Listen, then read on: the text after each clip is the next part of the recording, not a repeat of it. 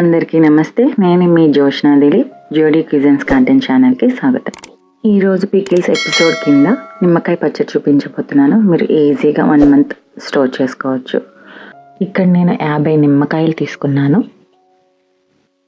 మీకు అవసరమైతే తక్కువ మోతాదులో కూడా చేసుకోవచ్చు. నిమ్మకాయలు శుభ్రంగా కడుక్కొని ఒక క్లాత్తో నీట్గా తుడుచుకొని పక్కన పెట్టుకోవాలి. ఎక్కడ తడి ఉండకూడదు. తీసుకున్న నిమ్మకాయలను 4 ముక్కల కింద కట్ చేసుకోవాలి. మీకు వీలైతే ఒక్కొక్క నిమ్మకాయని 8 ముక్కల కింద కూడా కట్ చేసుకోవచ్చు. ఏ పచ్చడి చేసినా ఎక్కడ తడి లేకుండా చూసుకోవాలి, లేదంటే వెంటనే బూజు వచ్చే అవకాశం ఉంటుంది. ఇలా ముక్కలుగా కట్ చేసుకున్న వాటిని ఒక బౌల్లో తీసుకొని దీనికి సరిపడినంత ఉప్పు, నేను ఇక్కడ 115 గ్రాములు తీసుకున్నాను. మళ్ళీ తర్వాత మనం కలిపేటప్పుడు ఉప్పు చూసుకోవాలండి. దానికి తగినంత పసుపు, 25 కాయల నుంచి తీసిన నిమ్మరసం తీసుకొని ముక్కలకి బాగా పట్టేలాగా కలుపుకోవాలి. నిమ్మకాయ పచ్చడి అనేది మనం ఏ సీజన్లో అయినా ఈజీగా చేసుకోవచ్చు.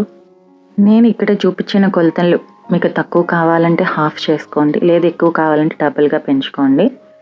నేను చూపించే విధానం ఏంటంటే ఈ పచ్చడి ఎక్కడ ఎండలో పెట్టాల్సిన అవసరం లేదు. ఇలా కలిపిన వాటిని ఒక బాక్స్లో తీసుకొని మనం ప్రతిరోజు 3 రోజుల పాటు ఉదయం సాయంత్రం కలుపుకుంటూ ఉండాలి. 3 రోజులు కలిపాక మీకు పచ్చడి ఈ విధంగా ఉంటుంది. మీకు ముక్కలకి పసుపు ఉప్పు బాగా పడుతుంది. ఇప్పుడు ఈ ముక్కల్ని మనం ఒక బౌల్లో తీసుకొని దీనికి సరిపడినంత కారం, దంచిన వెల్లుల్లి వేసి బాగా కలుపుకోవాలి. మీకు ఒకవేళ వెల్లుల్లి అక్కర్లేదంటే స్కిప్ చేసుకోవచ్చు. దాని ప్లేస్లో మీకు అల్లం ముక్కలు కూడా వేసుకోవచ్చు. లేదు అల్లం ముక్కలు కూడా వద్దు అనుకుంటే మనం మిర్చి ముక్కలు కూడా వేసుకోవచ్చు, చాలా బాగుంటుంది. ఇలా బాగా కలుపుకున్న తర్వాత మీకు వెంటనే కావాలి అంటే మనం తాలింపు పెట్టుకొని తినొచ్చు. ఎక్కువ గ్రేవీ కావాలంటే ఎక్కువ నిమ్మరసం, ఉప్పు, కారం వేసుకుంటే సరిపోతుంది. ఇప్పుడు నేను ఈ పచ్చడికి తాలింపు ఏ విధంగా వేసుకోవాలంటే, పచ్చళ్ళకి ఎప్పుడైనా ఆయిల్ అనేది ఎక్కువ ఉండాలండి. ఇక్కడ నార్మల్గా ఫ్రీడమ్ ఆయిలే యూజ్ చేస్తున్నాను.